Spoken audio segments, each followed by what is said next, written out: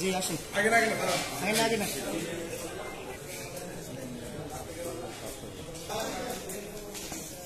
একটা আর বেশি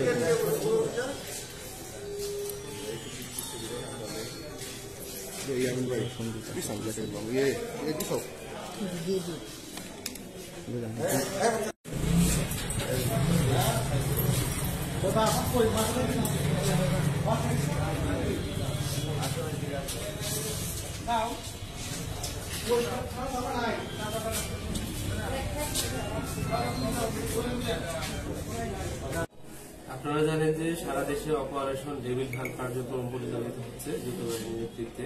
তারই অংশ হিসেবে ইসলামপুর থানা বিশেষ অভিযান চালিয়ে গত রাত 1টা থেকে 2টার ভিতরে গঙ্গাপাড়া এলাকা হতে বেগম রোকেয়া বিশ্ববিদ্যালয়ের ছাত্রলীগের যুগ্ম সাধারণ সম্পাদক এবং রংপুর শাখার শেখ রাসেল ক্রীড়া পরিষদের সভাপতি এবং ইসলামপুর থানা আওয়ামী লীগের ইসলামপুর থানা ছাত্রলীগের এক নং সদস্যকে আমরা গ্রেপ্তার করি।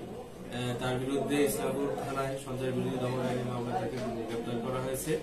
তাছাড়াও সে ইতিমধ্যে তার যে আমরা ফেসবুক সহ বিভিন্ন সোশ্যাল মিডিয়ায় বিভিন্ন সরকার বিরোধী কার্যক্রম তার কার্যক্রম প্রচারণা রয়েছে, তা আমরা তার প্রমাণ পেয়েছি। তার ভিত্তিতে আমরা তাকে গ্রেপ্তার করি এবং গ্রেপ্তার করে তাকে আমরা জেল হাজতে প্রেরণ করবো এখন। আর তার বিরুদ্ধে ইতিমধ্যে আমরা শুনেছি যে বেগম রোকেয়া বিশ্ববিদ্যালয়ে পড়াকালীন সময়ে ওখানকে বৈষম্য বিরোধী ছাত্র আন্দোলনের সাথে বিভিন্ন সময় তার হাতাহাতি মারামারি পাল্টাপাল্টি ঘটনা ঘটেছে এবং ওখানকার বিশ্ববিদ্যালয়ের শিক্ষকদের সাথেও তার এরকম ঘটনা ঘটেছে, যার কারণে তাকে ওই ইউনিভার্সিটি থেকে বহিষ্কৃত করা হয়েছে 1 বছরের জন্য।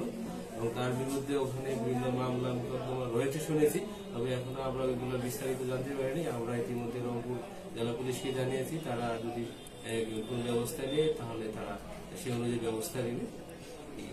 ধন্যবাদ।